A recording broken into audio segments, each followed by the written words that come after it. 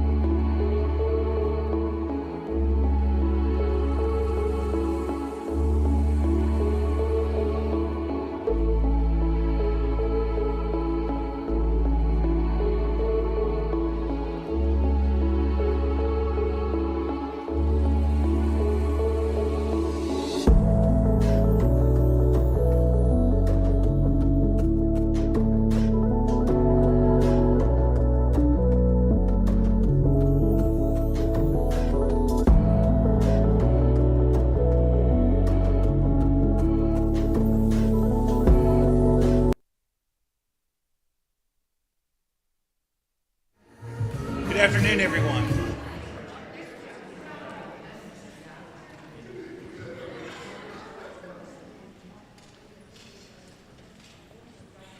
If you go ahead and make your way down to your seat here.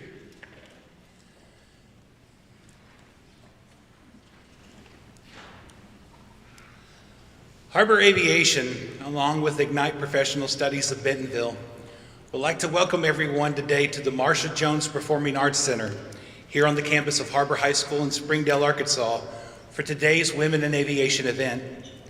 My name is Jason McMullen. I am an aviation and math instructor here at HAR-BER High School, and I'll be your Master of Ceremonies today. We would like to extend our best welcome to the faculty and students joining us today from the Northwest Technical Institute, the Bentonville School District, Rogers Heritage High School, the Don Tyson School of Innovation, Springdale High School, Elmwood Middle School, Hellstern Middle School, and Young Elementary. We would also like to extend a warm welcome to those of you joining us from across the state of Arkansas and from places across the country watching us via our live stream on the Springdale Public Schools YouTube channel. An event like this cannot take place without the help of numerous people. We would like to thank Teresa Hudson and Jessica Eimel from the Ignite Professional Studies for their partnership with us, HAR-BER School Counselor David Klaus, Springdale District CTE Coordinator Kelly Williamson, and Program Coordinator for Trade and Industry for the Arkansas Department of Career and Technical Education, Danny Molenberg, for helping this dream not only reach the runway, but to help it take to the skies. I would also like to take a moment to recognize the wonderful students that are a part of HAR-BER Aviation. Aviators, could you please stand and wave to everyone at this time?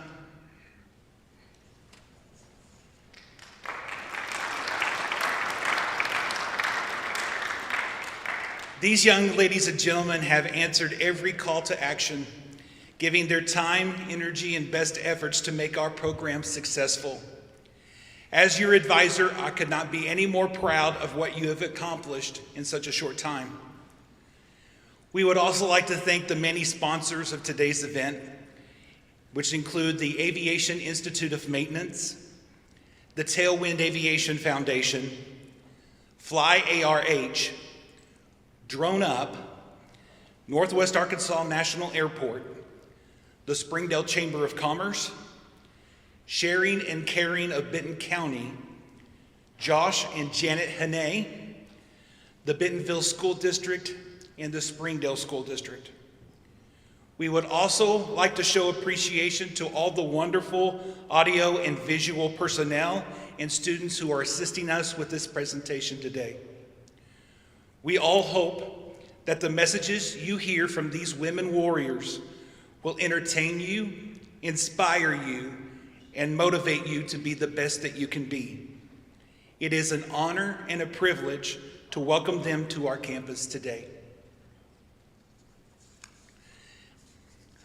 Our first speaker, Tammy Barlett, is a pilot with over 3,000 hours.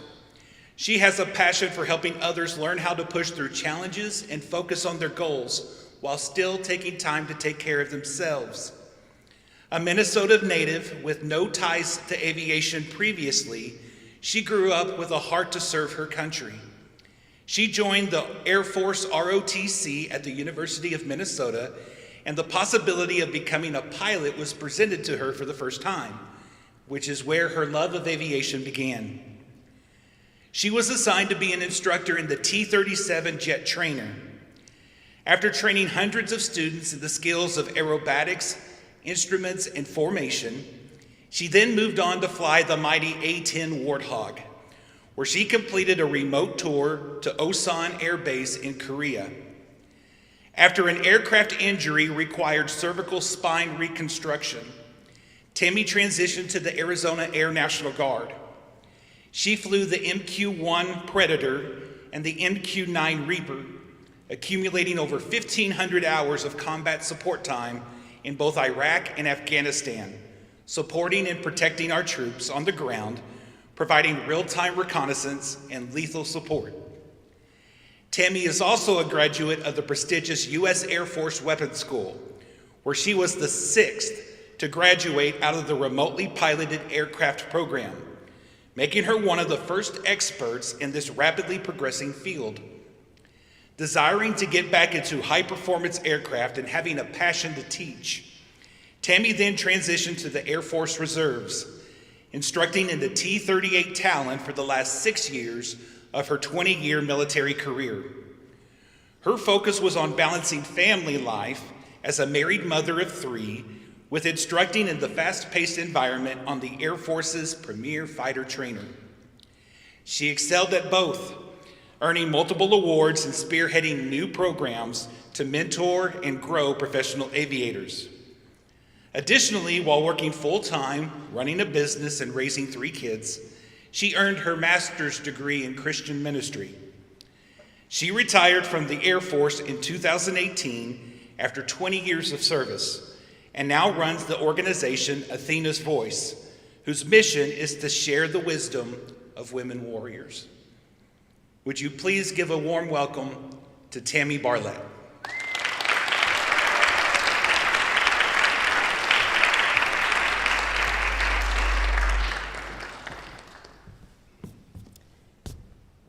When I was 28 years old, I found myself in the skies over the peninsula of South Korea, essentially operating a crippled flying tank that carried explosives.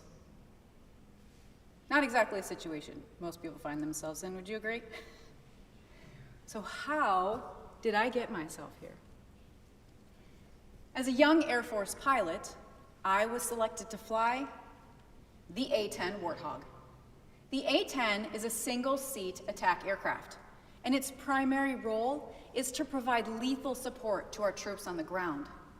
If our soldiers find themselves under attack and they need help, who do they call in? The A-10s. It carries a multitude of weapons, bombs, missiles, rockets.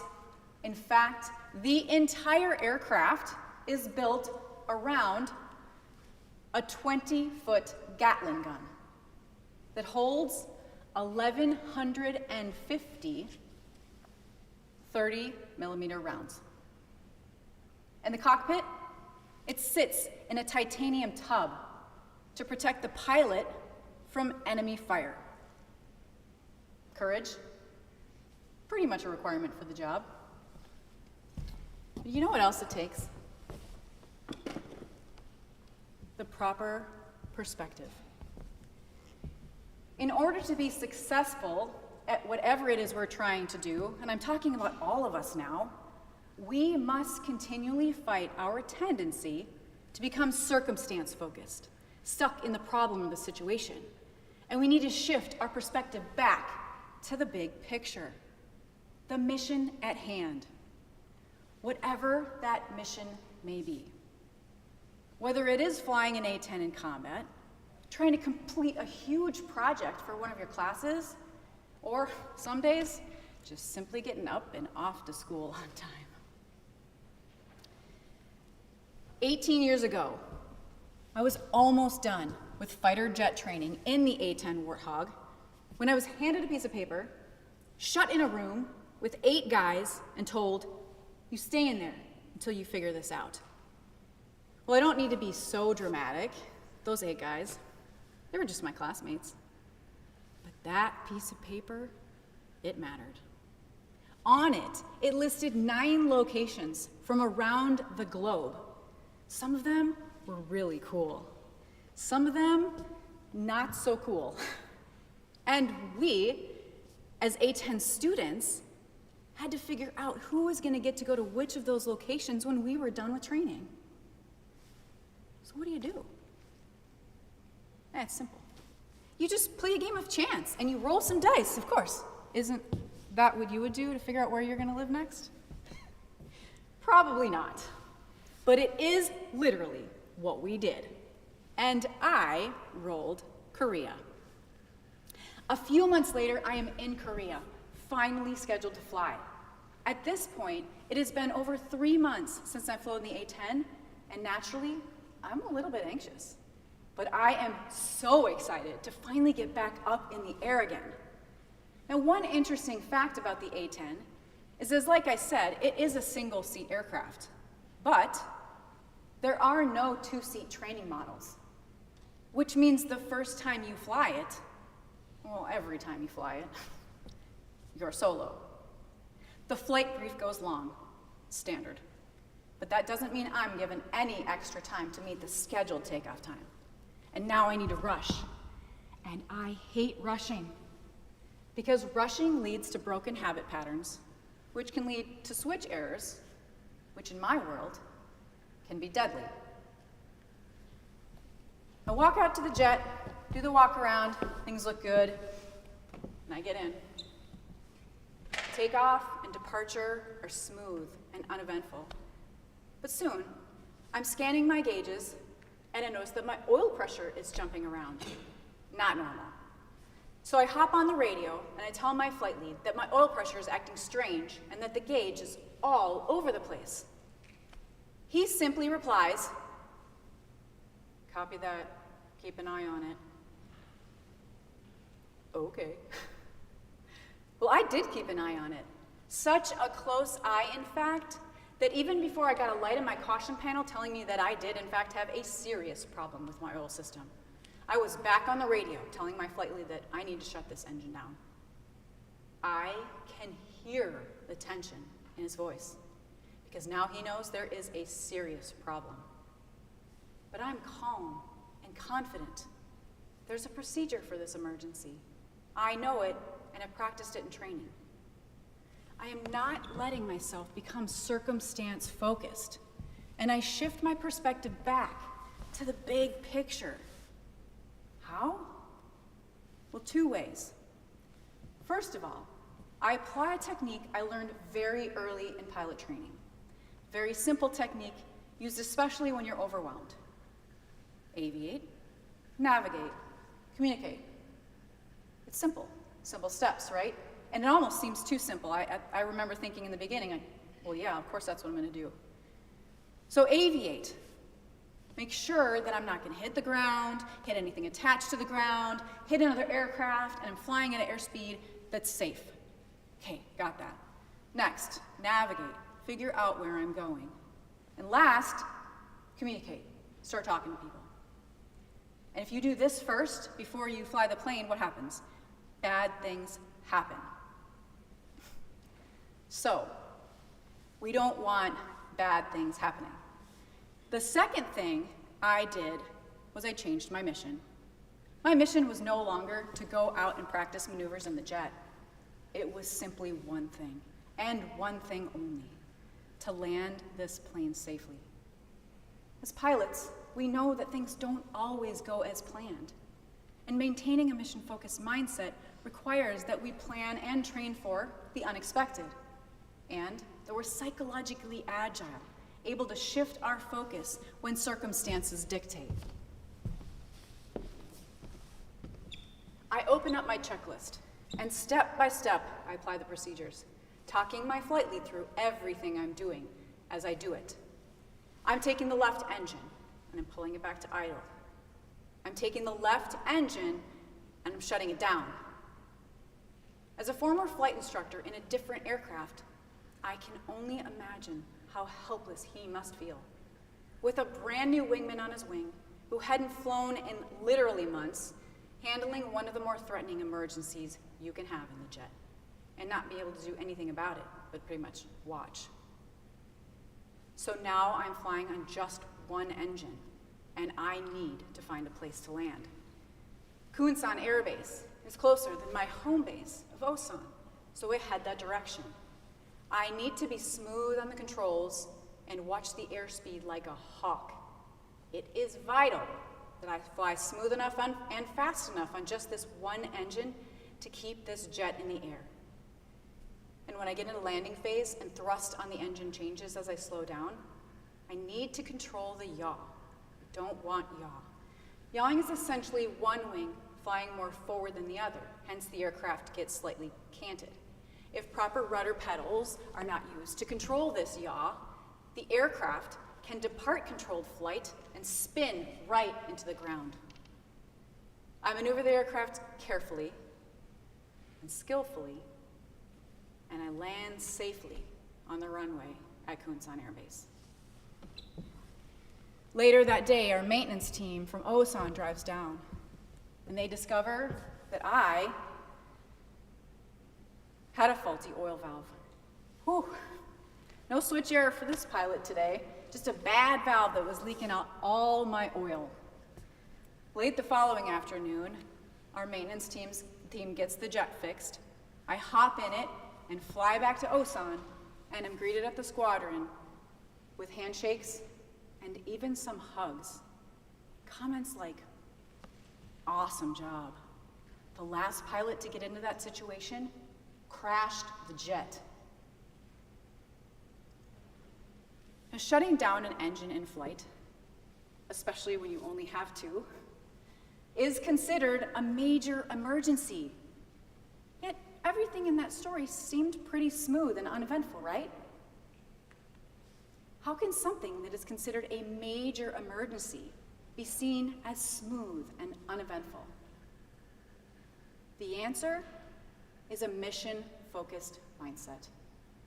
More often than not, we become circumstance-focused, which can significantly decrease our overall effectiveness or make us completely ineffective and essentially frozen. Now I'm going to go through this scenario again, this time with a different ending.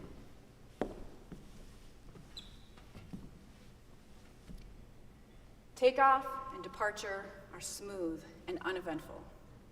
But soon, I'm scanning my gauges and I notice that the oil pressure is jumping around. Not normal. I hop on the radio and I tell my flight lead that the oil pressure is acting strange and that the gauge is all over the place.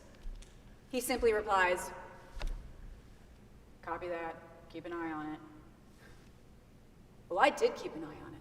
Such a close eye that I could hardly take my eyes off of it. Are you kidding me? I can't believe this is happening to me right now. This is my first flight in Korea. I haven't flown in 3 months and this is gonna happen? I mean, I knew they told me it could happen, but I can't handle this. I cannot handle this.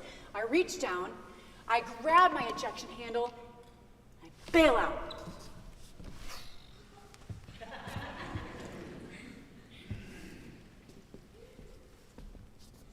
Not very logical, is it? Seems a little extreme, maybe? Yeah? But you know what? that is so often what we do in life. We bail out before we really thoroughly get hold of the situation. And there's unexpected consequences to those decisions. Think about it, just like in flying. A fighter pilot will pull up to 9 Gs in the jet. That's pretty painful. Just to give you some perspective, a roller coaster pulls about 3 to 4. You know when your arms feel heavy and your head can't move it? That's G-forces. Upon ejection, a human body is subject to an instantaneous 14 to 15 Gs. You are not in the right position when that rocket shoots your seat up the rails, you could break your neck. And that parachute that you're hoping to float you down to the ground peacefully, what if it doesn't open? It was packed by a human being. We make mistakes. Or let's say it does open and now you're floating down waiting for the enemy to collect you. Or maybe you're in friendly territory doing training mission. It opens, you're like, thank goodness. And you're about to land in a field of prickly pear cactus. Unexpected consequences. Instead of bailing out, instead of reaching for that ejection handle, the next time you're struggling, going, I don't know if I can handle this, I want you to reach down and I want you to grab one of these. Who knows what this is? Say it out loud. Somebody. It is a Pez dispenser. Yes, don't be so shy. It's a Pez dispenser. Now, it's a Wonder Woman one. You don't have to get a Wonder Woman Pez dispenser. I've learned that there are hundreds of different kinds of Pez dispensers out there in the world. But what on earth does this Pez dispenser have to do with a mission-focused mindset? Well, unfortunately, it is not the candy. In military flying, or in the military, and even more so in flying, we have a ton of acronyms. ACC, Air Combat Command, TOLD, Takeoff and Landing Data, FAPE, First Assignment, Instructor Pilot, GBU, Guided Bomb Unit, PAC, Performing Arts Center. Wait, that is your acronym for this place. My point? We all use acronyms because it helps us remember things.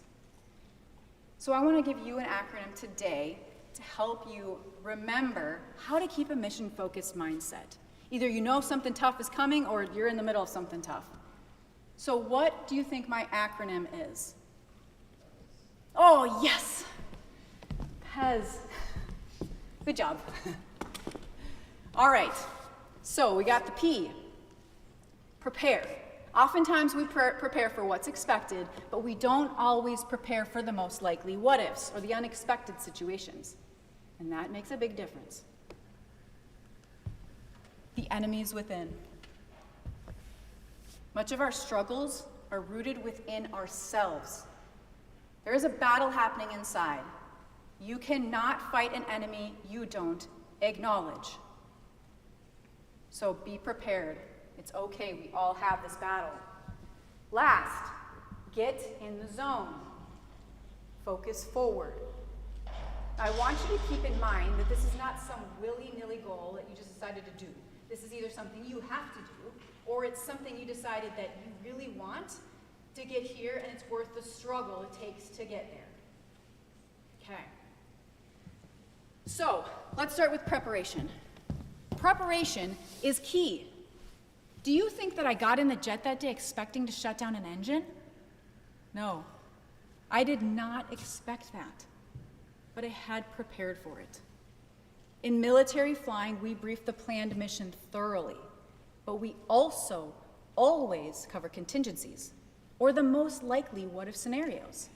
Like, what if I have to shut an engine down in flight? What if I have to eject into enemy territory? What if weather rolls in over the target?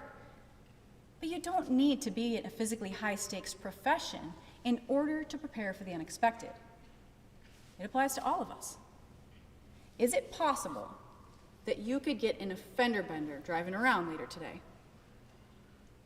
Yeah, it's possible if you're in a car. Have you ever actually thought through step by step what you would do from the moment the accident happens? If not, that situation is going to be much more chaotic than than it already is? Or is it possible that you're going to give a huge presentation in a class and you're super nervous about it and your slides won't work? Do you have a backup plan? If not, you are inviting stress, and stress shifts our focus. When we fail to prepare for the most likely what-if scenarios, we become circumstance-focused, which can stall or stop our progress. Do you think that I was grateful that the military required me to plan and train for the unexpected? Not at first, to be truthful. As a young lieutenant getting into pilot training, I thought, are you kidding me right now? I can't even fly this plane and you're going to teach me about something that might happen? It seemed like a waste of time, but I trusted the process, and I am so very grateful for the wisdom of the Air Force to train me that way. Never underestimate the power of preparation when it comes to a mission-focused mindset. So now that we've covered preparation, let's move on to the next aspect, the enemies within.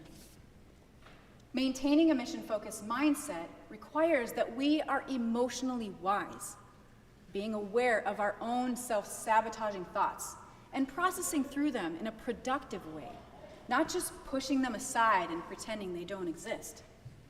It's like that little kid in the scary movie who, when the bad guy shows up, he covers his eyes and he's like, you can't see me, can't see me, you can't see me. Meanwhile, you are jumping out of your couch, yelling at your television, going, kid, move, get up, that doesn't work. It doesn't work here either. You can't just dismiss whatever's happening inside of you. You need to deal with it. You cannot battle an enemy you don't acknowledge.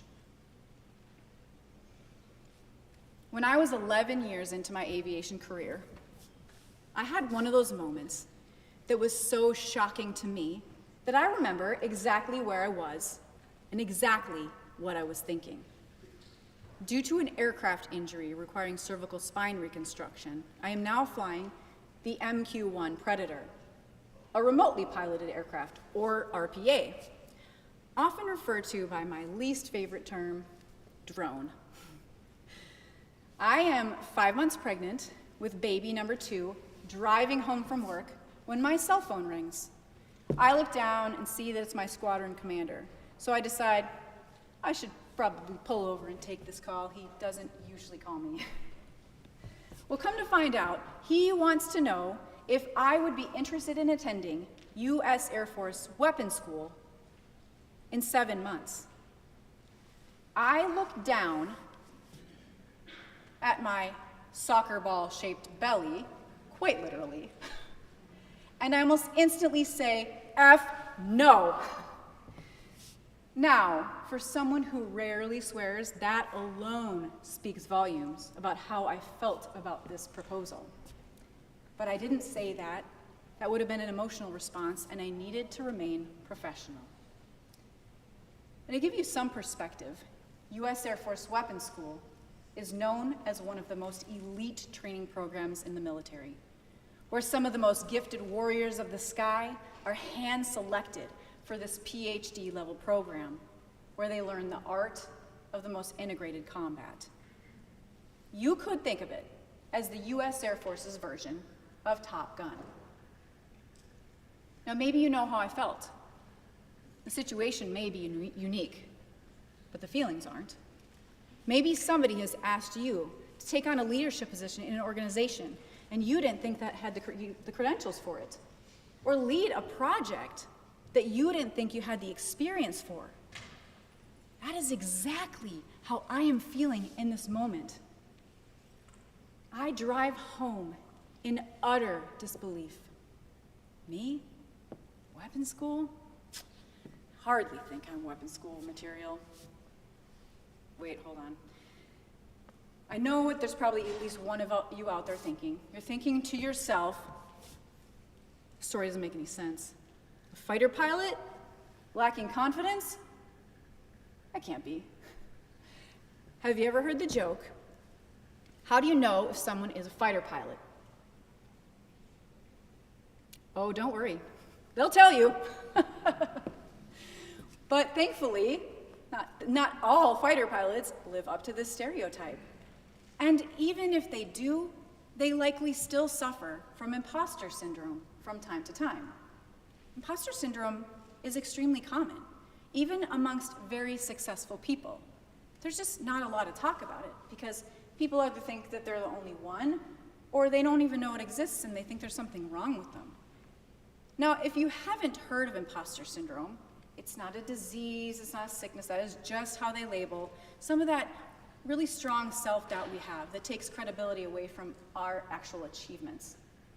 And according to Dr. Valerie Young, an expert on imposter syndrome, you might suffer from it if you attribute your success to luck, good timing, or the ability to deceive others. In this scenario, I have a classic case of imposter syndrome.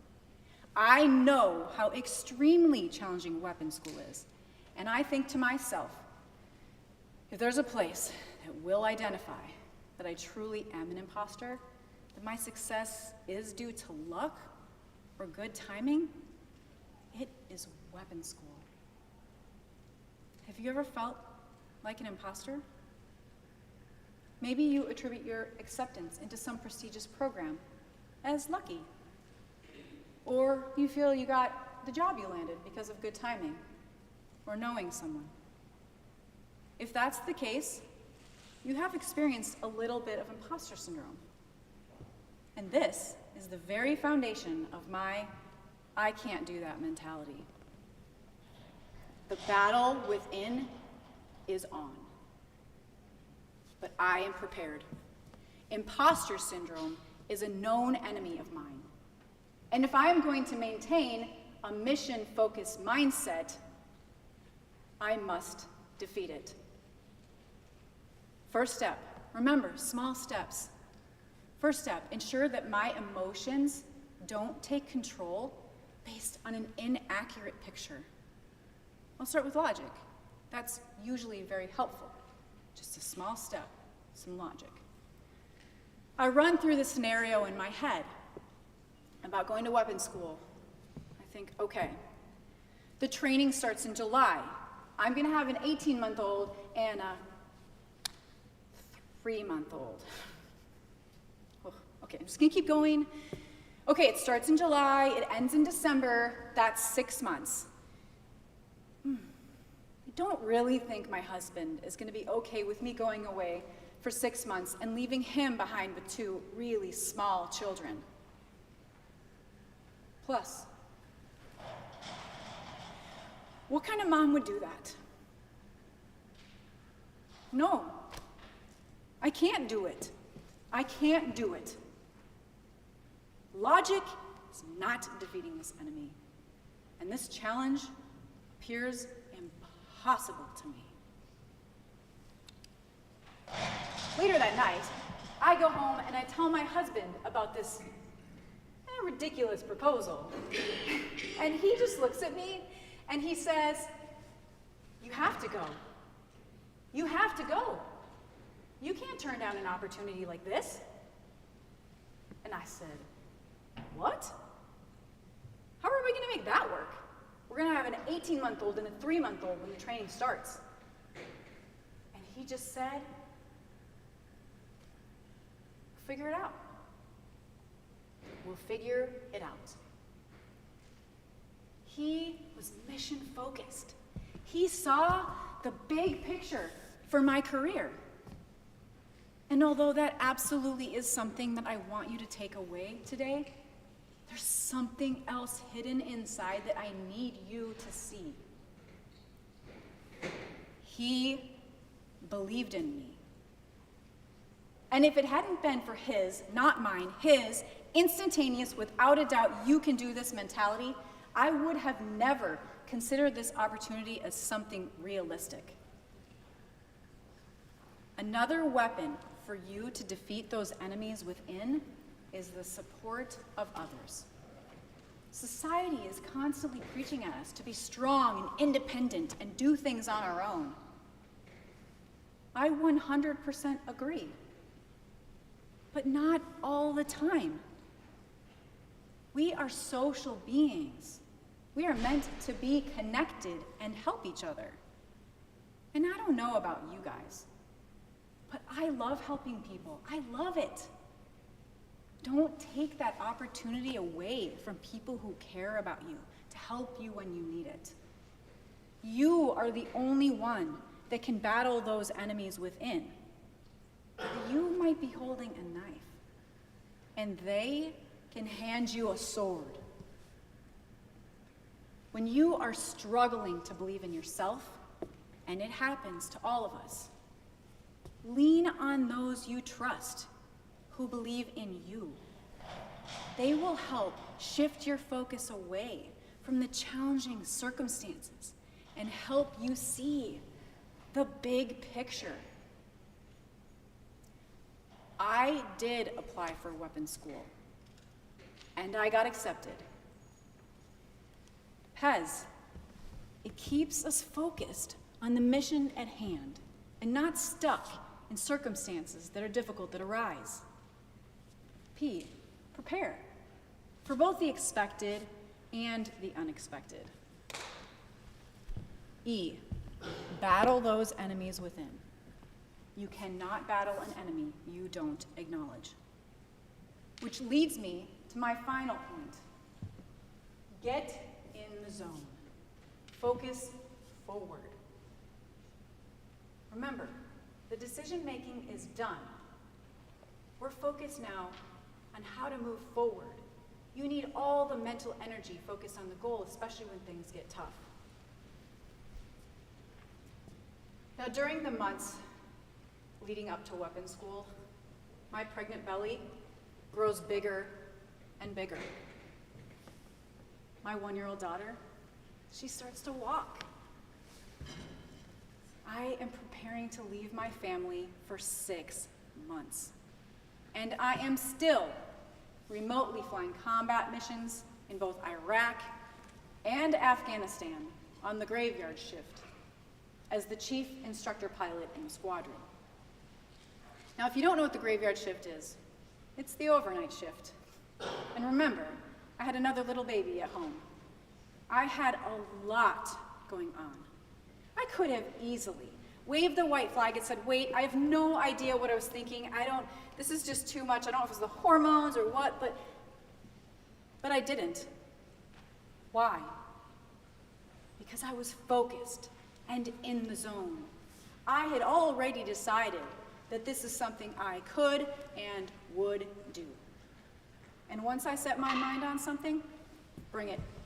There is no stopping me.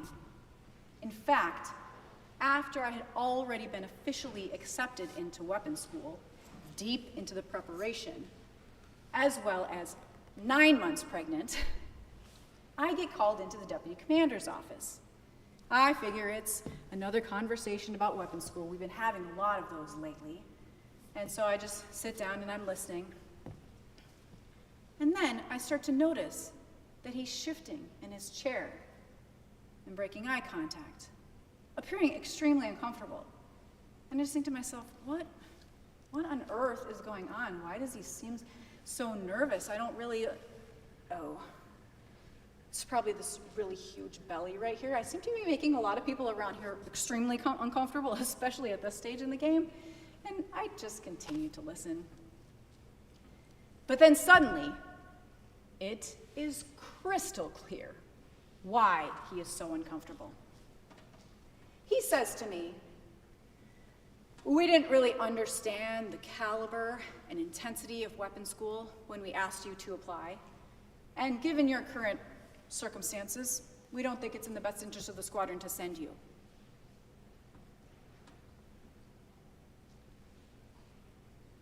I am literally speechless for a few moments as my mind begins to race. And I think to myself, is he kidding me? They knew I was pregnant when they asked me to apply. Do they not understand how this whole pregnancy thing works? This is unacceptable. I take a deep breath, and without much concern for what he might think, I say, with all due respect, sir, I applied, I got accepted, I'm going. Do you think that I walked out of that office that day as confident on the inside as I sounded on the outside? Absolutely not. Not at all. This shocking new perspective about my ability to succeed absolutely rattled my confidence and made me question the decision to continue up this extremely challenging path. Maybe you've been there. Maybe you were put in charge of a huge project, and then just before it kicked off, your teacher, your boss, whoever, suggested somebody else takes the lead. Or maybe it brings back memories of when you're playing sports and you finally got put in that starting lineup. You've worked so hard for this, you're so pumped. But then, just before start time, you overhear the coaches talk about pulling you. You had been so excited, but now the doubts just come flooding on in. And I had those doubts too. Believe me, I did. But thankfully, I was in the zone. I had already decided that this was something I could and would do, and I wasn't going to let somebody else's insecurities about my ability to succeed throw me back into that doubting phase when I had already hashed that out. I choose to keep a mission-focused mindset. I show up at weapons school knowing that my own leadership doubts my ability to succeed. And they weren't the only ones. You should have seen the look on some of the weapons school instructors' faces when they found out that I had just had a baby 3 months prior. They were also doubting my ability to succeed, while there were other people questioning me as a mother. But that is a whole nother speech topic. I know that the odds are stacked against me, but I also know how to work really, really hard. But that is not enough. I need to work smarter too. You can't just grind it out. You will eventually burn out. So how do I work smarter? I need to stay in the arena and battle with my armor of social courage on. What does that mean? Well, after you leave here, look up Man in the Arena by Theodore Roosevelt. But it means that I need to stop worrying so much about what everybody else thinks, or what it is I think they think, and just do. Small steps. So what do? I make a decision. I make a pact with myself, if that's possible. I did it. I decide, back here, before I start, that if I have any questions, unlike I had done in the past, I am actually going to raise my hand and I'm going to ask them. I decided here. The decision-making's done. Now I'm in the zone. I'm doing it. Oh, man. I remember the first time I had a question. Probably the first class, the first day. Sure. I just raise my hand and I think to myself, well, here I go. About to show everybody how much I don't know and that I don't belong here. But you know what's funny? I really thought that I was going to get labeled that student in the class who asked so many questions they made class go long. You guys know that student, right? Yeah, I know you do. What's funny, that didn't happen. Almost every single day, somebody came up to me and almost under their breath, they said, "I'm so glad you asked that question. I was worrying the same thing." Of course. Weapons school, hands down, was one of the most difficult things I have ever done in my entire life. It's difficult without the crazy family situation I had going on. It's one of those situations that I would never take it back. But I might not do it again. And did I ever want to quit? Oh yeah. Just because I decided doesn't mean I had didn't have these thoughts of wanting to quit. That would have been the quickest way to lighten my load and make life easier. But I refused to let quitting be an option. I was going to fail out before I bailed out. So let's talk about quitting for a second. A lot of times when we're on a path and things get a little bit difficult, we take that as a sign that, oh, I must be on the wrong path. This isn't my path. And when I was 18 years old, I actually remember thinking to myself, okay, I'm an adult now, I'm choosing my path, I'm not sure where to go, but I'll figure it out, and I guess one way I'll do it, if it gets difficult, that means I'm on the wrong path. Oh, that was such bad advice for myself. It was so wrong. Over decades of experience, wisdom, and mentorship, I have learned that if you set a solid goal, you do good goal setting, and you decide something is what you want, and it's worth a struggle, if you hit some roadblocks and you have some struggles, that's a very good sign that you are on the right path. You're on a path of growth. It is a good thing. So I was going to fail out before I ever bailed out. I kept a mission-focused mindset. And I did graduate from weapons school. My little family was right by my side when I did. And they stuck with me. We added one. And they stuck with me longer. And here they are today. Every big dream or lofty goal will have its challenges. But you must be prepared for them because you know they're going to come. You just don't know what they're going to be.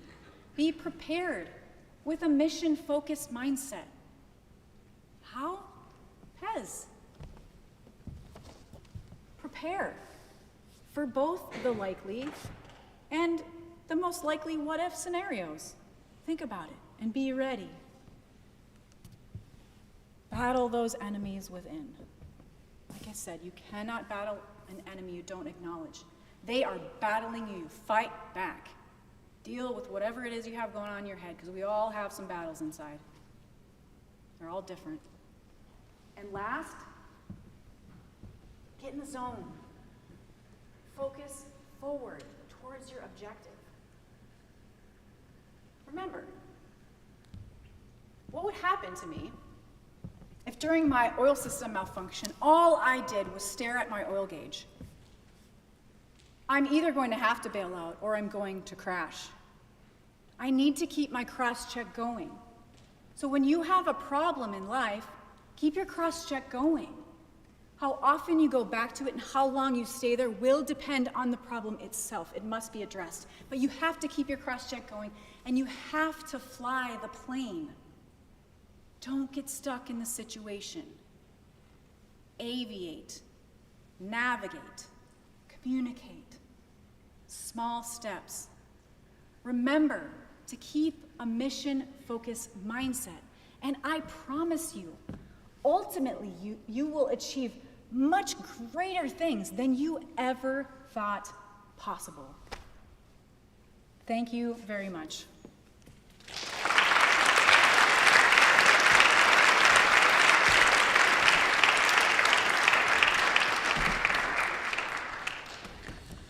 At this time, we'd like to open the floor up for a question and answer session.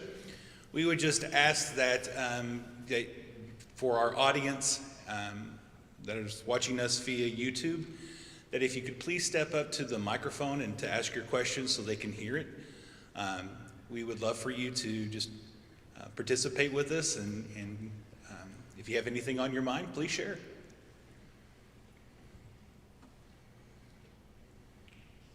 I know it's much more difficult when you have to get up versus just raise your hand, but please be brave. What originally got you interested in going to the Air Force? Interested in being in the Air Force? Here you go. Got gifts. It's a Pez dispenser. It's an airplane. Is that what an airplane? I had always when I watched movies as a kid, I just loved the military. I just thought it seemed so cool. And I love our country, so I just really wanted to serve in the military, but I didn't know anyone. And I was doing some college in high school at a community college, and there was a guy in my class who was in the Navy. So I said to him, hey, I was thinking about the military. What do you think? And he said, oh, he's like, yeah. He's like, that's great, but you should go in the Air Force. He told me, I remember he said something like, they're the cleanest, they treat their people the best, and they were a little more advanced with respect to how they were handling women in the service. This year, it's about, this point, it's like 1994. So I went to Air Force ROTC at the University of Minnesota and just asked some questions, and they said, hey, you can join this program, and if you don't like it, you can quit. And I have a no-quit mentality, right? But I actually, at that point, I was like, oh, I have choices? That's cool. And I never thought about quitting because I was finally surrounded by people who were really trying to be good. They were really, not that everyone's not trying to be good, but they were really working hard and putting effort in their school, and they were trying to learn how to lead and just making themselves better. And it was just so refreshing. So that's how I decided.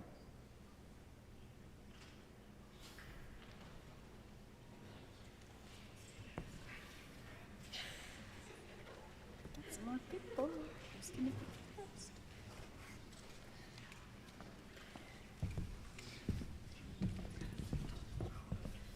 This is tall. How did you get chosen to come here? Or was it like you asked to get to come here and share? No, actually, I have a business called Athena's Voice, and Jason here somehow found us, and he reached out and said, hey, will you come talk? And I said, hey, totally.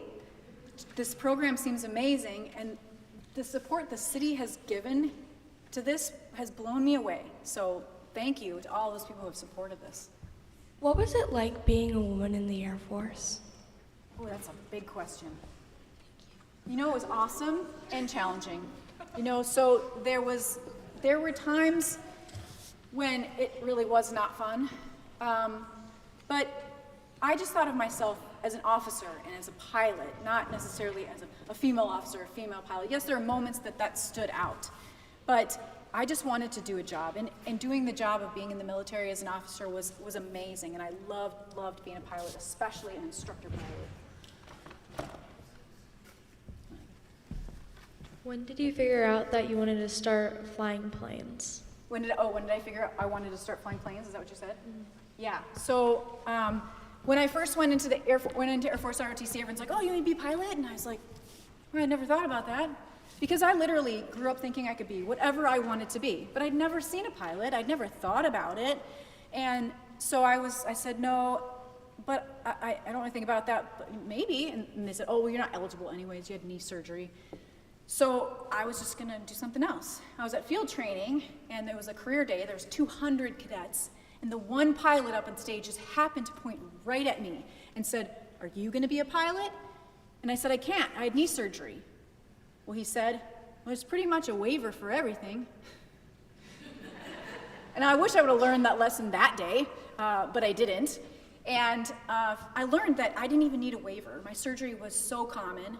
And so I started taking all the tests. I passed everything, and you know, I was a gymnast, a roller coaster kid. I climbed trees. It was a perfect fit. I just never thought about it. So, thank you. So like, have your kids shown any interest in wanting to be in the Air Forces like you? You know, not really, but I do have a funny story. When my youngest was about 4, we were on an Air Force base. We lived there, and the planes were flying overhead. And I said, "Are you going to be a pilot?" And she says, "Yeah, after I'm done being a tiger." Okay, that's cool. So no, not beyond that. Is it hard? Was it hard, like balancing being a mother and then also being like in the Air Force? That is a wonderful question, and the answer is yes. And I think that the best piece of advice I can give anyone, because there's a lot of people who have talked to me about the fact that, "Oh, I can't do that because I want to have kids. I can't do that because I want to be a mom. I'm like, well, wait. Stop. You can.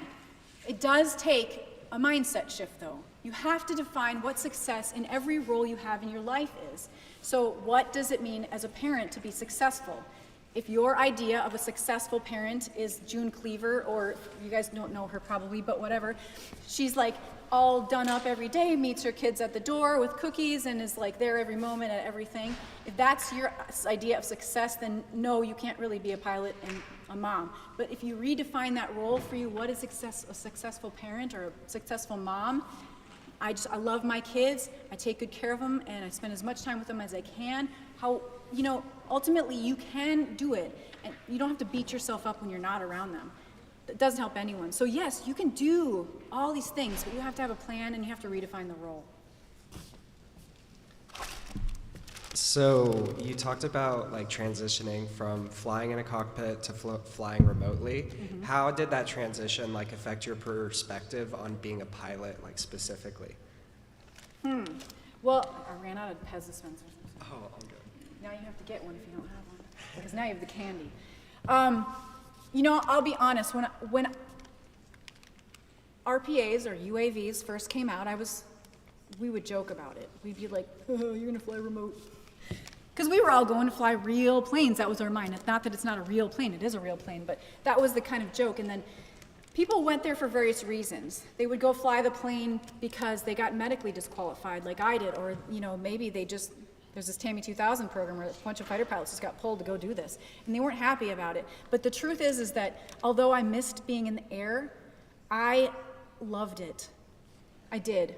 Because I knew that every day I was helping someone who needed something, and I didn't always know how I was helping them. Some days it was very obvious how I was helping them with the weapons we had on board. But some days it was not obvious. I was just providing some sort of overwatch, and somebody needed to know what was going on in a certain area, and I knew that I was helping those soldiers on the ground, and that's what mattered to me. What's sort of the pipeline you could take as a civilian pilot to go fly for the military? I don't know. Or I guess just as a civilian in general. If you're trying, rephrase that. I guess if you were starting from like just ground zero, like you're a civilian. And you want to go fly in the military? Yeah. Oh, well if you want to be a pilot, you have to be an officer, which means you can go to the Air Force Academy, Air Force ROTC, or Officer Training School. You got different options. So you get your degree, and so I did ROTC because I already had so much college done. I didn't want to go back to 4 years at the academy. I'm not saying I could get in, so I didn't apply. So I did Air Force ROTC, and I applied to be a pilot, and there's a selection process through that. So you have to go one of those three methods. You can also go to some of these guard, like there's 2 women here and they fly for the Guard. They would be much more knowledgeable than me, so feel free to go talk to them. They're here to help and support on how to do it now, because I've been retired for 4 years, so it's been a while. Thank you for your question. What tips do you have for people who want to do what you've done? Like go be a pilot? Yeah. Well, the first tip I have is understand that we talked about this path, right? You decide it's going to get hard. Don't quit. Unless something drastic has changed in your life that has changed your core values and your goal, don't quit. Just don't quit. What's going to happen, especially if you go the route of flying, you are going to drink from a fire hose, meaning they're going to shoot so much information at you, you cannot possibly gather all that information, and then they're going to yell at you because you don't know everything, and you're like, wait, but just keep going, okay? It's normal, it happens to everybody. Eventually you'll drink up more and more and more, but don't give up. And then the last piece of advice is keep a good attitude. There were students that I taught that they were questionable whether they should be in the air, truly. But they had the best attitude and they worked so hard. There were some pilots that were better than them that had a bad attitude that washed out. Because guess what? They didn't get poured into like the kid with the good attitude. We put everything we could, just like your teachers do. We put all this time and effort into making those students that really have a good attitude and work hard, get them through the program. As a pilot, what was your toughest challenge emotionally? Emotionally. I would say, honestly, it's the whole imposter syndrome thing that I was talking about. I didn't know that was a thing. I honestly had relief when I'm like, hey, there's something called imposter syndrome? Because I always wondered if I was like, did I just get lucky? When I got T-38s, one of the students in my class said, oh, you just got it because you're a girl. Now, honestly, I was flying at a time, I know it was a long time ago, y'all weren't even born yet, but it wasn't like it was new to have women flying. So and when I became an instructor after that, I knew that that wasn't a true answer, like that wasn't the truth. So, yeah. Hi. Do you ever feel like you were looked down as less than by people in your program, especially males, like your classmates? You know, it's possible. I mean, it's possible to have that feeling sometimes. But I have always felt that if you look for something, you could find it where it doesn't even exist. So I chose to just assume that everybody was okay with me being there, mostly because I knew I was qualified just like everybody else. I might look different, whatever, I don't care. I didn't think about that because I think that if you do, you'll pull it into places where they're not even, thinking that. Does that make sense? It does also mean, though, that there are areas that I could have an opportunity to speak up and say, hey, wait, that's not right. And I didn't, because I was just so like, I'm just here to prove that women can do it. I wasn't actually here to prove that women can do that job. I was just there to fly, truly, is how it started. I just wanted to fly. I wasn't there to prove that women can do it. But then when I got into it, I was like, okay, I know in the fighter community, I'm at a point where I'm not gonna speak up too much because I'm still in a phase where we're proving that women can actually do this. And then once we did that, we could start speaking up a little more and having the respect. It was a process, and it's a slow process. But it is part of the process. You can't just instantly change a group and go, boom, just accept it, everybody. It takes time. So. When did you realize that you truly love flying? I'll tell you the answer to that one. When I got to fly formation. I love formation. It is so, so cool. I can't even tell you how cool it is. It's like I said to the first group, it's like dancing in the sky. You're flying you're doing this really aggressive thing, but that requires so much finesse. Flying 3-foot wingtip clearance, going upside down with another aircraft around clouds, and it's just amazing. Was there any other aircraft that you would have liked to fly other than the A-10? Well, I would have taken anything. I just wanted to fly. And then when I got the fighter track, I would have taken any fighter. I'm so grateful that I ended up in the A-10, though. It was awesome, super cool, and actually one of the reasons I decided on the A-10 had everything to do with its mission. I'll be really forward. If you're gonna fly a fighter plane, ultimately you know that part of your job could potentially be to take lives. That's not an easy thing to accept, but it's part of the job. And when I was deciding which plane I wanted, I went through a struggle, a period of, I don't know if I can do that. I mean, how does someone actually know if they can do that?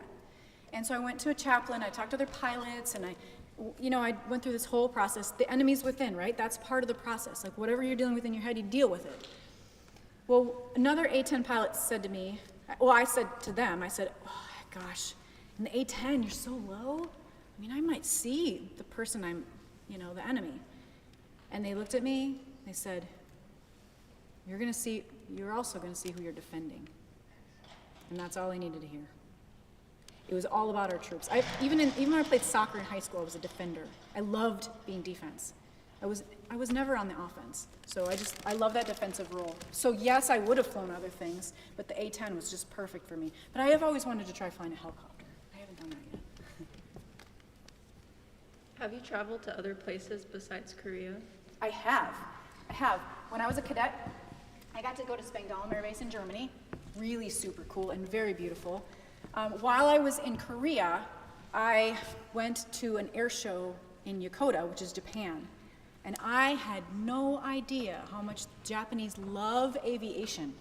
I mean, they were taking pictures. I didn't know this. We were coming in, landing. They were taking pictures in the break, and and they would take pictures of us and then bring him back the next day and have him sign it. It was crazy. So that was really cool. Japan was really awesome.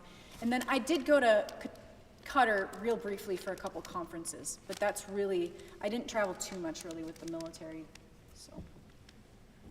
Do you have any advice on knowing if you're on the wrong path or if you should keep trying? Yes. And this is gonna be, if I told how old are you, can I ask? I'm almost 15. If I told my 15-year-old self this, my 15-year-old self would be like, really?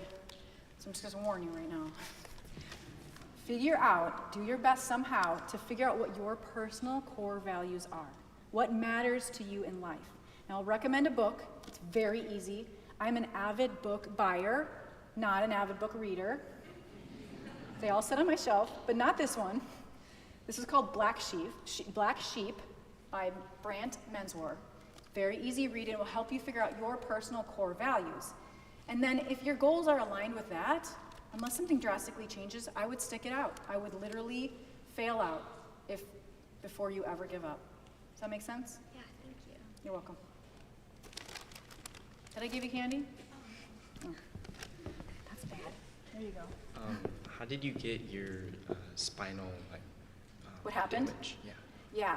So I was in the T-37, which is a 2-engine low-wing aerobatic trainer that's now been retired, but it had the fastest G onset rate, meaning it goes from 1 G right to 6 really fast. And I was flying formation with there was 2 instructors in that jet, and there was me and another instructor, just playing around, chasing clouds and whatever. Well, the guy who was flying, I wasn't flying at the time, he went from 1 to 6, and I was looking up through the canopy, and I just got crunched, essentially. I was like, oh, God. The thing is that I was about to transition into my next plane, go fly the A-10, literally 3 months away. And I just kind of sucked it up. And then when I went to A-10 training, I saw a chiropractor, and then I got to Korea, no chiropractors there. So twice I woke up and I was like, I can't move my neck. One of the days I did go fly. I remember getting in the jet and I was like, trying to look at my takeoff time on my card. Pilots are really smart, but they're also really dumb. So, it was one of those things where I'm like, I can't tell them. I mean, I'm a pilot. All I know how to do is fly. Like, that's literally what we think as pilots sometimes, that we don't really fly. That's all we know how to do. Well, finally got too much, and I went in, and I had cervical spine reconstruction, so they took a disc out that was pushing literally on my spinal cord, and it was in pieces. They took it out, put cadaver bone, and fused C6 and 7 together. And so I stepped out of the cockpit and went into flying RPAs on manned planes because it was a perfect time. And then I got a waiver for my neck, and I went back in the cockpit. It may not have been the best decision, looking back, but I'm good still. Anything else? Cool. Well, thank you for your time. Thank you for your amazing questions. And just remember to take small steps towards your goals. Aviate, navigate, communicate. Pick a process. Use PES, and keep that mission-focused mindset so your cross-check of life is always on the go. Thank you.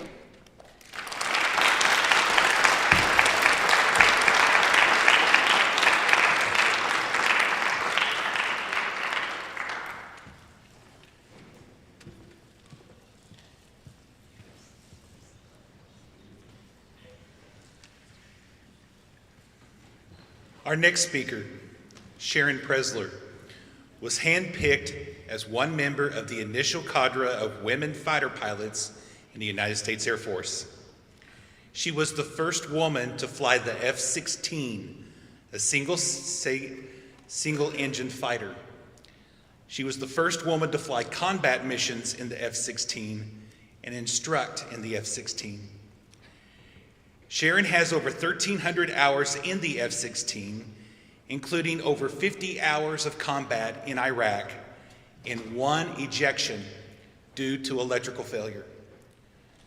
In her 20-plus years of service in the United States Air Force, she also served as a navigator, a Learjet pilot, and spent time in the North American Aerospace Defense Command, writing our homeland defense plans after terrorist attacks of 9/11, plans of which are still in use to this day.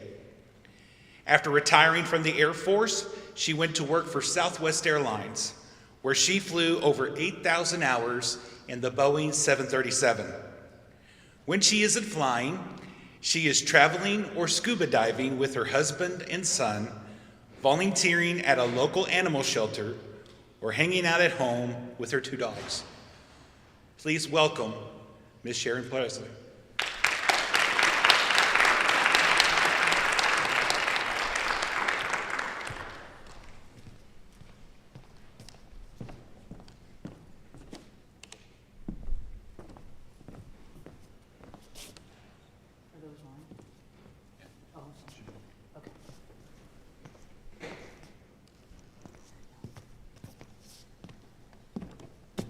I would rather fly with a less qualified man on my wing than a woman. General McPeak said that in 1993. the Chief of Staff and the #1 fighter pilot in the U.S. Air Force. I would rather fly with a less qualified man on my wing than a woman. Wow. Can you imagine anyone saying something like that today? Your principal or a teacher? No. But just because nobody will say anything doesn't mean some people still don't feel that way. It was about 6 months after General McPeak made that statement. Congress changed the combat exclusion law, and women were allowed to fly fighters. I was at a press conference in the Pentagon with General McPeak, being introduced as one of the 3 women who will be the initial fighter pilots in our Air Force. Yes, it was the same General McPeak. And yes, we all knew we were some of the women he didn't want to fly with. But I was so excited about flying the F-16, I didn't really care. That cool bubble canopy, the huge engine inlet, was the best looking, most capable fighter in our Air Force. Single engine, single seat, 9G machine, and it was going to be mine. Couldn't believe it. But that press conference, whew, it was awkward. Of course, the press asked General McPeak about his previously stated preference for a less qualified man. It was his opportunity to step up and lead, to pave the way for us with our future fellow fighter pilots, to steer them towards acceptance and understanding that allowing women to fly fighters was going to make the Air Force better. That gender-neutral fighter pilot selection would make sure that we could put forward the best team. So what did he say? It's possible I may have been wrong. Whew. I was hoping for a little more support than that, I'll tell you. So how do you give your people the support they deserve? How do you build a welcoming and inclusive culture in your school or your organization? Well, there's 3 basic groups that affect corporate culture or any organizational culture. And they're your leaders. And by that I mean not just the CEO or the principal, but leaders at every level. And there's people that I call that belong to the similar group. And the similar group is just the group of people that have something similar in common. It could be your race, it could be your gender, it could be you all like to play golf. And then you have the diverse group. And that group is just somehow different from the similar group. They don't necessarily have that same characteristic. Now, most of my flying career, I was in the diverse group and the leaders group.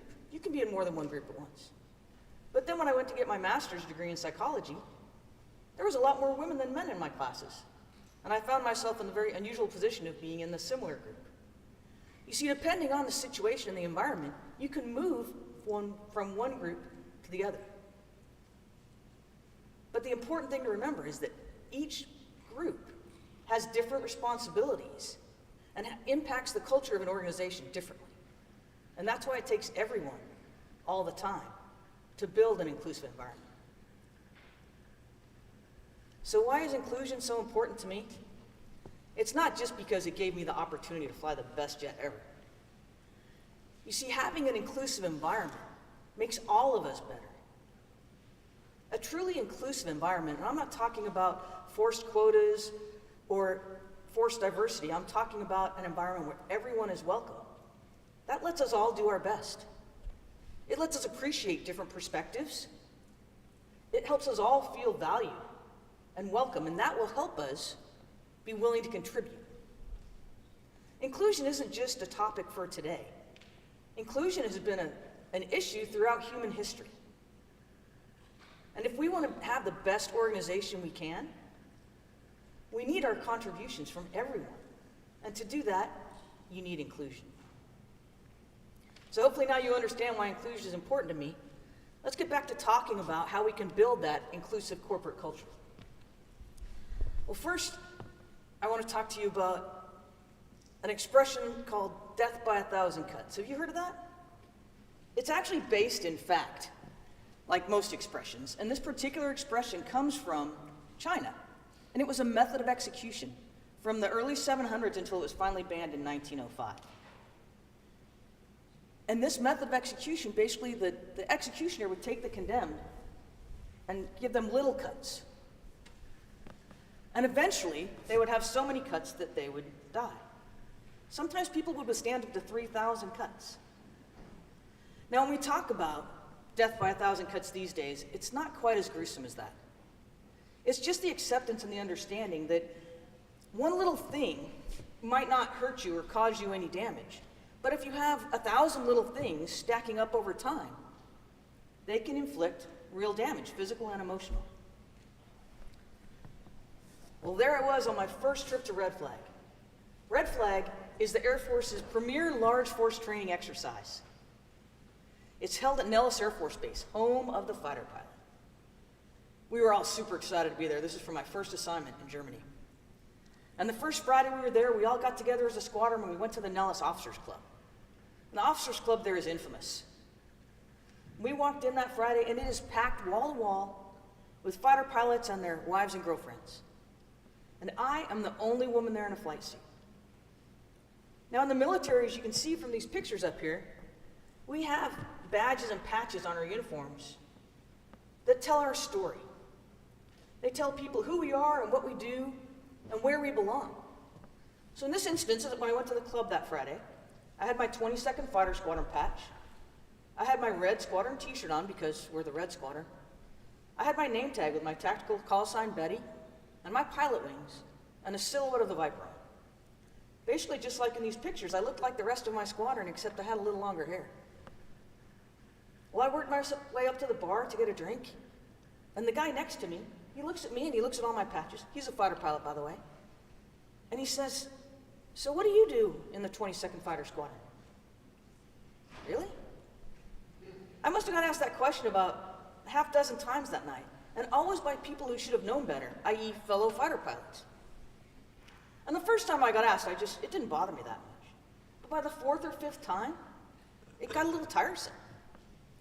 And I wanted to just look at people and go, come on guys, I do exactly what everybody else does who wears this uniform with these patches and these wings. I fly F-16s in the 22nd Fighter Squadron, right? That's kind of what we're talking about with death by 1,000 cuts. Through my career, I had so many instances like that. I used to joke with our fellow women fighter pilots that we were the new flight surgeons because we would show up to a new base, and if they didn't know we were coming and you'd walk in your uniform, your flight suit with your pilot wings on, you would still get asked, "Hey, are you the new flight surgeon?" Because it was obviously more reasonable that the woman in the flight suit could be the flight surgeon than the fighter pilot. And when I got to the airlines, we found the civilian equivalent of the same thing. When I would walk up to the hotel desk in my uniform with my epaulettes on and often on my leather jacket, the desk clerk would hand me the flight attendant sign-in sheet instead of the pilot sign-in sheet. And I talked to my fellow pilots, and none of them ever get handed the flight attendant sign-in sheet. Now, I know they didn't mean anything by it, and I didn't take offense, but it still matters. Because when somebody does that, they're basically telling me that you're not what I expect you to be. You're different than I thought you would be. And you might not even be suited for the job you're doing. Over time, that adds up. And it can wear on you, and it takes a toll mentally and physically. And sometimes people leave organizations because they don't feel welcome. They don't feel comfortable. And when that happens, you lose good talent and you lose experience.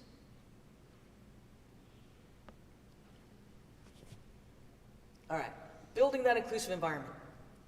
Organizational culture starts at the top, so let's start with the leaders. How does the principal at the school interact with the rest of the school? What about the teachers? What are their values and priorities? How do they interact and teach and train their students and evaluate? What are their policies? See, leaders, they set the policies and they set the tone. And as a leader, you need to support the policies, not just the ones you set, but the ones that are set for you by higher-ups. If you implement a policy with half-heartedly or words but no actions, then you send a message to everyone. You send a message that that policy really doesn't matter. That we've got it written down and we can go, check, we have a policy, but you actually have to live that policy, right? I was on my first I was on my flight to my first operational assignment at Springdale Air Base, Germany. And I was on a military charter flight, so it's all military people with us. And I got to tell you, I was a little nervous. I was a little concerned because I knew that the fighter pilot culture was still not going to be very welcoming. So I was trying to keep a low profile and I didn't want to deal with it, right? We get up to altitude, and this guy comes and sits down next to me, and he introduces himself as Tom. And Tom starts asking me a few questions. So where are you going? Well, hey, Tom, I'm going to Springdale Air Base in Germany. Really? What are you going to do at Springdale? Oh, yeah, I'm going to be in the 22nd Fighter Squadron. What are you going to do in the 22nd Fighter Squadron? I got to tell you guys, this is exactly the conversation I was hoping to avoid. Exactly. So I looked at Tom. I said, well, Tom, I fly F-16s. I'll be flying F-16s in the 22nd Fighter Squadron. What?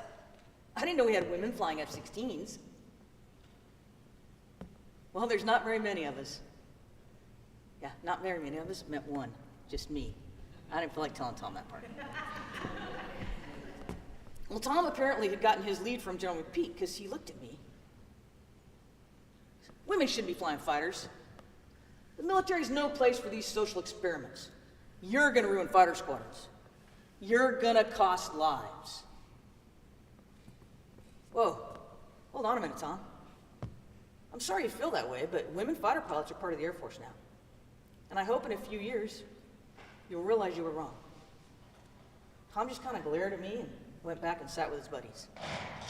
But it turns out that Tom, he's an instructor pilot in the F-15 squadron at Springdale Air Base. He knew exactly who I was when he came in and introduced himself and started asking me those questions. So why did Tom think it was okay to have that conversation with me? To tell me that I flat out didn't belong? That I was going to cost people's lives just with my presence? Because General McPeak, the #1 fighter pilot in the Air Force, had basically given him permission at that press conference when we needed his support, and all he could say was, I may have been wrong. So you see now that leadership is critical to building that organizational culture that's welcoming and inclusive. After I left the military, I went to Southwest Airlines. And Southwest is routinely getting awards for being one of the best places to work. Forbes and Glassdoor, they have given them awards like the last 10 years for being in the top 5 places to work. And a lot of that is based on their corporate culture. It's very welcoming and inclusive. And the culture at Southwest is based on the golden rule. The golden rule that says, treat others like you want to be treated. It's pretty simple, right? And it works really well, most of the time. But even at a place as welcoming and inclusive as Southwest Airlines, we sometimes fall prey to our unconscious bias. Here's what the Oxford reference says unconscious bias is.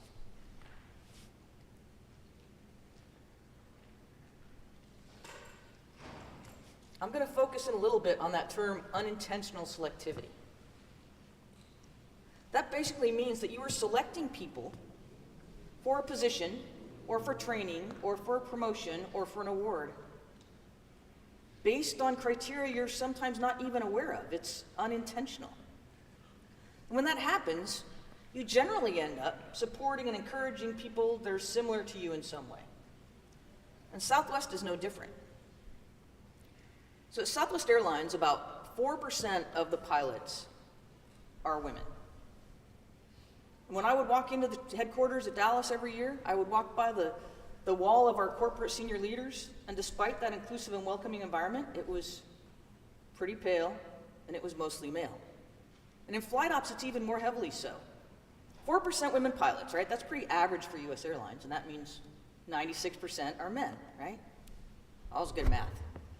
But that 96% of men are chief pilots, the people that if I have a problem or if I'm getting in trouble for something, I go talk to. He's my direct supervisor.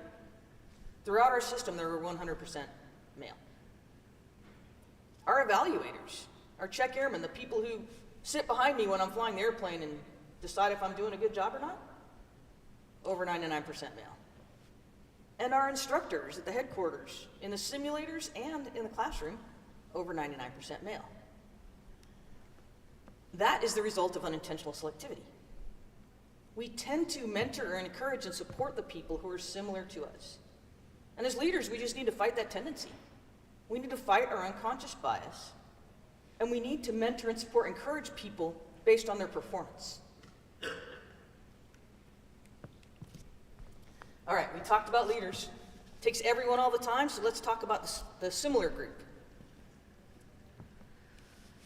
When I got to that first assignment at Springdale Air Base, unfortunately I learned that Tom, you know, that you're gonna cost lives guy, he was not an outlier. There was other people that felt like him. But luckily for me, being a fighter pilot is truly a performance-based industry. The jet doesn't know if you're a man or a woman. And once I showed I could fly the jet, the majority of my squadron accepted me. And that was great. But that was 2 years after my press conference with General McPeak. 2 years before I felt like part of the team. And 2 years before I felt I could really speak up for myself. So who spoke up for me before I found my voice? I had a few friends. One or two of my classmates, an instructor or two. But you'll find they were always part of the similar group. This is why inclusion takes everyone. Because sometimes somebody in the similar group might need to speak up for a new team member who hasn't found their voice yet. It's different if I, as the only woman in the room, like say we're in the mission planning area and we're all doing our work, and they're having a conversation. I'm like, dude, that's enough. I don't want to hear any more about your date last weekend. Well, Betty, you're free to leave. Nobody's telling you to stay and listen. Yeah, but this is work and I have work to do, right? But it's different if somebody from the similar group chimes in. It's like, yeah, man, I agree. I don't want to think someone somewhere could be talking about my sister like that. Let's get back to work, right? The guy's probably going to stop talking. He's probably going to understand why it's important to. That's why inclusion takes everyone, all the time. It has to be important to all of us, and it has to be important enough that you'll speak up for it, regardless of which group you belong to. Now I know that sometimes when we talk about inclusion and diversity, that white guys sometimes feel like they're getting picked on. Sometimes it feels like inclusion and diversity is taking something away from them. But I challenge you to think of it differently. I challenge you to think of inclusion as building a better and stronger team, of playing on a level playing field. Think of inclusion as just treating everyone with dignity and respect, of evaluating, promoting, and training and teaching everyone the same way. That's what I call inclusion. And we're going to need everyone to be our best organization. So the sooner we get to that inclusive environment, the better. I want to share with you a conversation I had with my first officer. We're cruising across the country, 35,000 feet, and we're talking about the hiring at Southwest Airlines. Because we've been hiring a lot of pilots. And he tells me, he's like, Sharon, I just found out my buddy didn't get hired here. I'm so bummed. He was perfect for us. I'm like, really? Where does he work now? Oh, he's at SkyWest. He's been a captain there for 3 or 4 years. He is a great guy and a great pilot. That's interesting, because I know we hire a lot of people from SkyWest. I wonder what happened. I don't know. It's just so hard to get hired by a major airline as a white guy these days. Wait a minute. Seriously? Yeah. Yeah, no offense, but it's so much easier to get hired if you're a woman or a person of color. Okay, dude, no. We have got to look at this objectively. That is not going to work. Over the last 5 years, 90% of the pilots Southwest has hired have been white male. Less than 10% diverse, and that means in the airlines, non-white male. So you're telling me that your buddy, who was perfect for us, couldn't break into that 90% of white guys we hired? I don't know what happened. But I'm telling you, he must have bombed the interview or something. Because if he was perfect for us, he'd be here right now. It was quiet for a little while after that. But it's very easy to blame our lack of success on others, especially when that other person who succeeded is different from you somehow. And we need to fight against that. That's that unconscious bias that comes up, that we need to fight against that. And the best way to do that is to learn about it. So psychiatrists at Harvard have built implicit awareness tests. They started an implicit project and built implicit awareness tests. And you can go to their website and take all sorts of different kind of tests there, and it will help you find out what your implicit or unconscious biases are. And I challenge you to go do it today. They're free, it'll tell you. Simple. But it might be kind of uncomfortable for you. I mean, I figured me, with my life, I know everything there is to know about bias, right? I can see it coming a mile away. I don't have any biases. No, I have biases too. Most people have unconscious bias of some kind. But knowledge is power. If you get the knowledge and you bring that bias you have forward into your conscious brain, then you can fight against it. If you're aware that you feel that way, you can be more objective. And that's what you need to do. So since I retired, especially from the Air Force, I get to talk to my fellow women fighter pilots more, and they're probably more open with me than they were a long time ago, because I can't be their boss anymore. But when I talk to them these days, I hear stories that tell me that they're still facing some of the same challenges that I faced 29 years ago. Now I know change can be slow, I totally get that. And I'm not saying I'm old, but some of these women that I'm talking to, they weren't even born yet when I had that press conference with General McPeak. So what we're seeing sometimes isn't about the slow pace of change as much as it is about backsliding.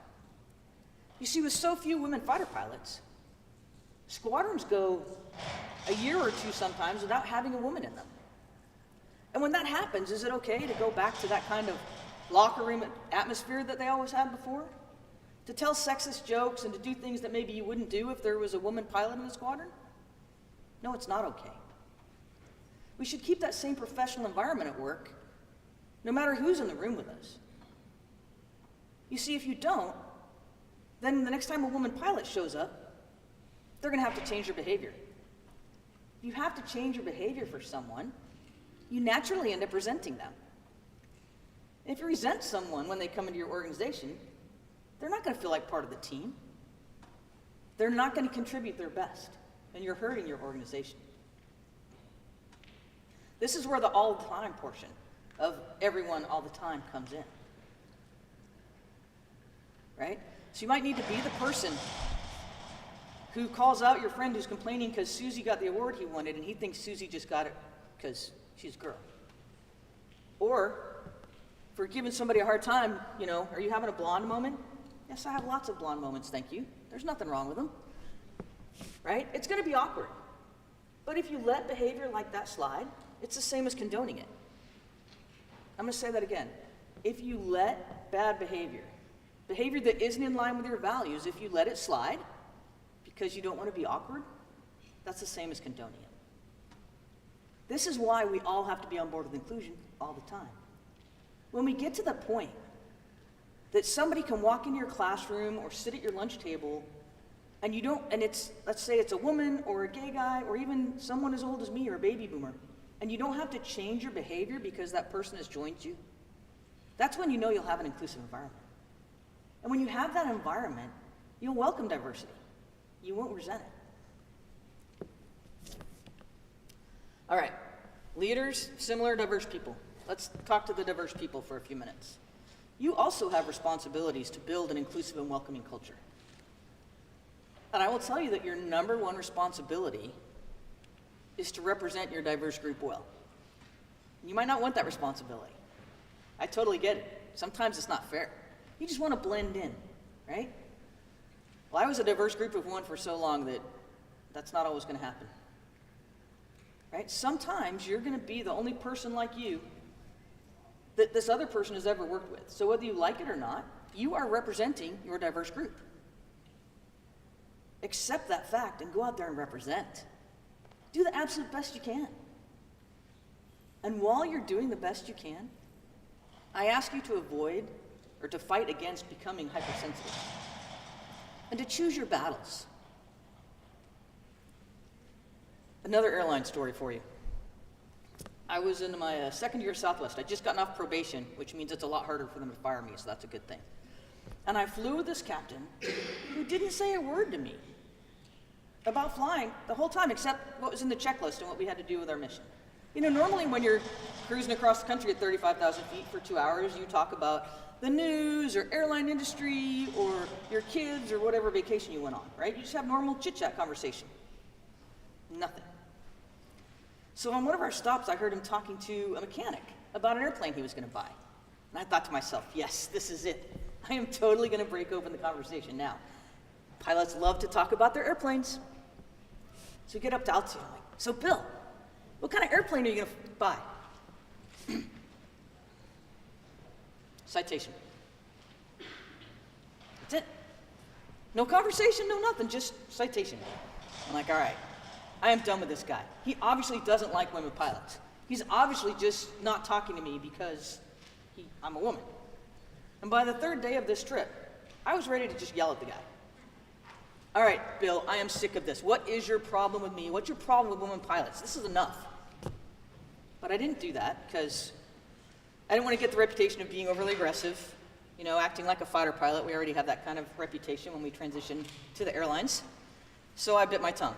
I said, all right, I'm going to call a buddy of mine. I get home, and I call a friend of mine from that very first F-16 assignment, who now works for Southwest Airlines, and I say, what's up with Bill? He goes, oh, you flew with Bill, did you? I'm like, yeah. He goes, yeah, Bill's no fun to fly with. And I'm like, yeah. And he says, but he's like that with everybody. Bill is a really quiet guy. He's been doing this for so long, he doesn't talk to anybody. I'm like, oh. So it wasn't just me. I'm really glad I didn't yell at Bill. I'm really glad I gave Bill the benefit of the doubt, right? You see, it's not always about what you think. It's not always about you.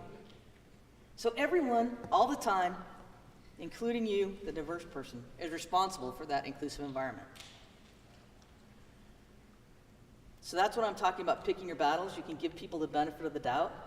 This is one of my favorite sayings. It's an adage from the 1700s, right? Never attribute to malice that which can be adequately explained by stupidity.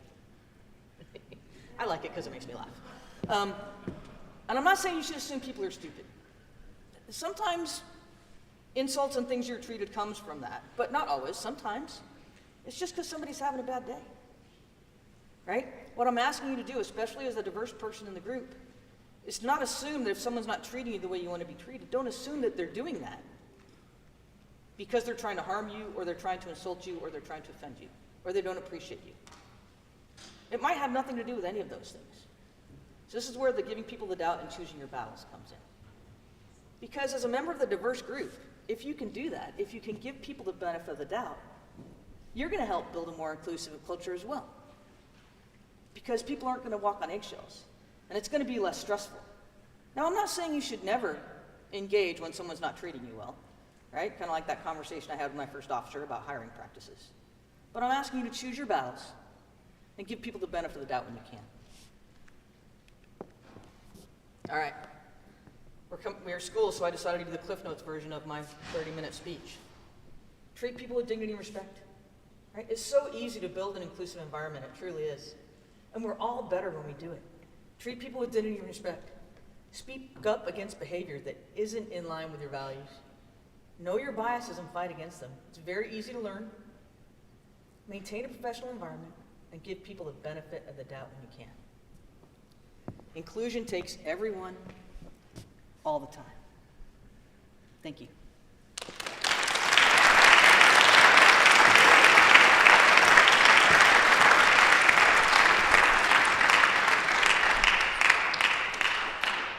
Okay, at this time, we opened up the floor for question and answer session. And again, just like in the first speaker with Tammy, we ask that you would please come up to the stage, to the microphone, so that the people watching us on YouTube can hear your question as well. So feel free to come up at this time and ask any questions you would like to ask a F-16 fighter pilot. What was it like flying the 737? It was a big transition, So The F-16 is an incredibly easy airplane to fly. It's difficult to employ, which means it's difficult to make it do its mission well. The 737 is a little more work to fly, which sounds strange, but it is. If you get behind an F-16 and you're too fast and you're just by yourself, you just go, and now you're 50 knots slower. Passengers don't like that if you do it in a 737. So, and you're also limited to 30 degrees of bank, which was a new thing for me. I hadn't done that for a while. So if you go over 30 degrees of bank, the airplane yells at you and goes, bank angle, bank angle. So I heard him a few times when I first started flying. But you just have to be much more gentle, much more controlled. I mean, no offense to all of our passengers. I do care about you, but I also know I don't have an ejection seat anymore. And I don't want to get myself in a situation where I'm going to get hurt. So as much as I care about all of them, it's really, I'm doing everything I can possibly right because I want to be safe for me and my family, right? But I still enjoyed it. The flying wasn't very challenging, especially compared to the F-16, but the night sky is absolutely gorgeous. The sunrises and sunsets I saw, I mean, I really appreciated all of that part of it. One more question I have is, what would you suggest on how to get into airlines? Yeah, so I would say, first of all, the airlines are a very cyclical industry. So there's a ton of hiring, and then they don't hire for ages. And then there's a ton of hiring, and they don't hire for ages. So right now we're in a hiring, like, they can't hire enough people. But there's all these hoops you have to jump through. I will tell you that I went to the Air Force, and I talked to some of you at lunch, but basically because I want to fly airplanes. I didn't have this lofty goal of serving my country that I ended up doing for 20 years. But I just want to fly airplanes. I didn't have money for college. I didn't have money for flying lessons. I didn't have money for anything. So I got an Air Force RTC scholarship and eventually convinced the Air Force to send me to pilot training. That's one way to do it, right? The other way to do it is the civilian route, or the Air National Guard even, or the reserves. But the civilian route, you end up spending a lot of your own money, and then you'll end up usually doing some kind of civilian instructing. And then after that, you can move on to the commuter airlines, and then you'll eventually get hired by a major airline. But it takes persistence. It takes time. Some people, it takes a long time because they're working full time to pay for everything while they're doing it. Thank you very much. Mm-hmm.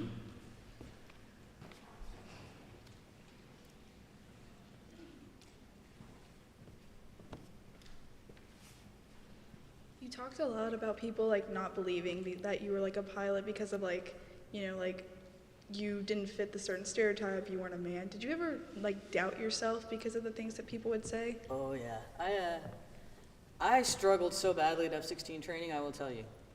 I mean, there's times when I didn't think I was going to make it through. And a lot of that was because I put so much pressure on myself. I truly felt that if I messed it up, then there's so many people that are going to go, ha, we told you. We told you, women shouldn't do that. Let's stop that program right now. So a lot of pressure on myself. And flying, like anything, if you play sports or even if you just have big presentations at school, the more stressed you are, I mean, there's a part where stress increases your performance and then it just drops off like this, right? And if you get past that, it's hard to get back. So yeah, there were times I doubted myself. It was hard not to. But I heard this old saying. It's those who matter don't mind, and those who mind don't matter. And that kind of became my mantra at F-16 training. My husband and family supported me, my friends supported me, the people I cared about, they supported me. So the other way to say that is I just decided that you're in control of who gets inside your head, right? So if I listened to everybody else, I never would have made it through training. I just got to the point where I went, forget it. I don't care what all those people say. I'm going to go out there and do my absolute best every day. And in the end, whatever happens, my family's still going to love me, and away I go, right? And sometimes you have to get to that point. If you let people define you and what you want to do with your life, then you're giving them way too much control over you, especially if they're people you don't care about, right? Who cares if you're a guy and you want to be a nurse? Nurses are awesome, right? Who cares? But I will tell you that I have a friend who's a woman doctor, and she sees the same thing. And my husband is a flight attendant. He just got hired, about 3 years ago when our son went off to college. And he tells me he goes into the hotels in his flight attendant uniform and gets hired into the pilot sheet because he's 6 foot tall, white guy with, hardly any hair, and they think he must be the captain. Here you go. So, I mean, it happens both ways, right? And I don't want to sound totally negative because the flip side of I had a passenger once, like, have me go back and explain to him my credentials to fly the airplane. I'm pretty sure he never asked any male pilot to do that. But by the same token, there's all the moms who bring their kids up to the cockpit and go, look, look, a woman pilot, isn't that cool? Right? So it's kind of a double-edged sword. Sometimes I'm cool and sometimes I'm not cool. You have any other questions?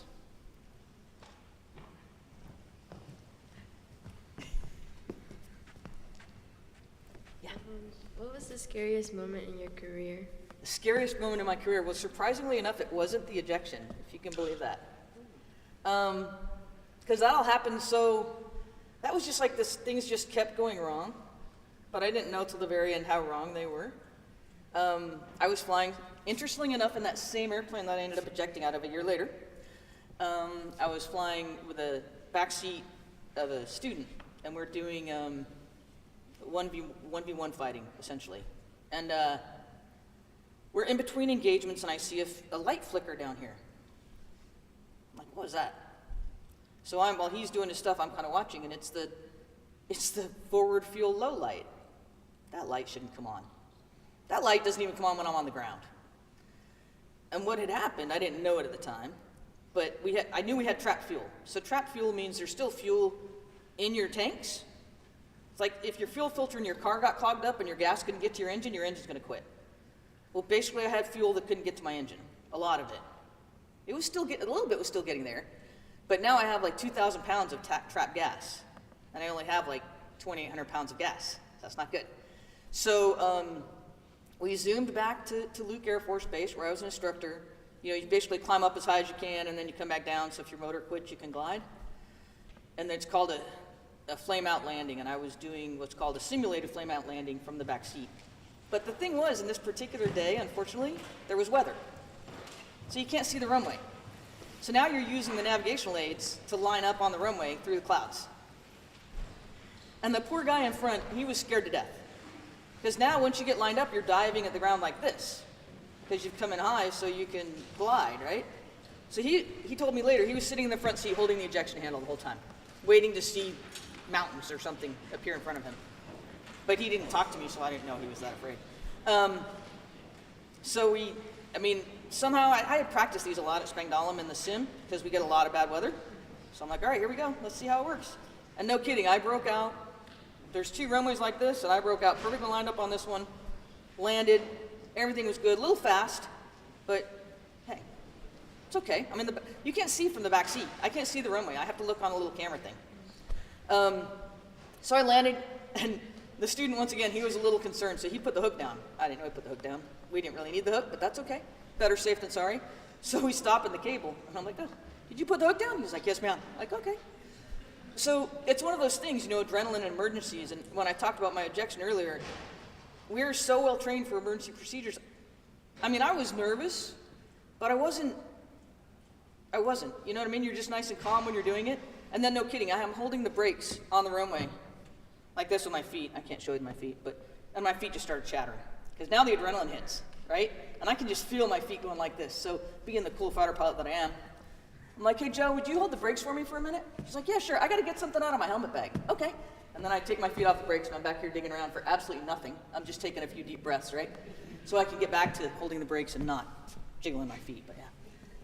So that was interesting. What happened, there's a manifold that cracked. So the pumps are working, and the fuel's going through one of the manifolds, but it's not getting to the engine. I ended up landing with 200 pounds of usable fuel. And to put that in perspective, in an F-16, you don't taxi with less than 600 pounds of usable fuel, because the fuels cool the generators and it can overheat. So that's how low we were on gas. So that one lasted a lot longer, so it was scarier than the other one. Yeah. And now I wanted to ask you, what was the moment you realized that you had a lot of fun doing your career? Oh, so I was one of those people that wanted to be a pilot from the time I was like 4 years old when I went on my first airline flight. We were crossing the Atlantic Ocean at night. My mom was from England, and we were going back there. And back then, you know, you could go up in the cockpit during the flight. So I went up there, and they opened the door, and I'm just this little blonde-haired girl, and there was just a billion stars in the sky. I was totally breathless, and I went back to my mom and told her I wanted to be a stewardess, because the women were stewardesses and the guys up front were pilots. And my mom, this is like 69 or 70, says, "Oh, really? Why don't you could be a pilot, honey." And I went, "I could? Wow." Okay, so that's what I wanted to do. But my very first flight, I could have been a stewardess all this time. Who knew? My very first flight that I got actually fly the airplane was in a T-37 at field training. And a T-37, we don't have them anymore, but it's a side-by-side jet trainer. And it can pull 6.5 Gs. And I know Tammy explained Gs to you guys. It was the hottest summer day at Reese Air Force Base, Texas. And guys were getting sick all over the place, and I could have cared less, man. I would just, can we go again? Can we go again? I want to go again. I loved it. So, and I've had a very, very good career. I know sometimes my presentation on inclusion, I try to show you the lessons of how to handle people who are not maybe the best, but there's guys from that first F-16 assignment, you know, the same one that Tom was at, who I'm lifelong friends with. They're like family to me, and we go on vacations together. We live within a couple miles of each other, you know, so you make some great friends in the military as well, lifelong friends. So overall, my flying career has been a great experience. Yeah, thank you. Anything else? I can't see those guys way back there. No? All right.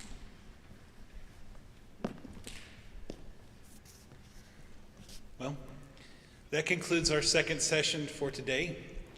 Again, we thank you for being a part of this. We thank you for taking time out of your busy schedules to be here and listen to these wonderful stories from these women warriors. And we hope that their messages encourage you, give you a little bit of a chuckle as well, but also to motivate you to pursue whatever you decide to do today and in the future. We also like to thank those of you from the community for your support. We could not have done this without you, and we hope you enjoyed it as well. So thank you all again for attending, and we wish you a great weekend. Thank you.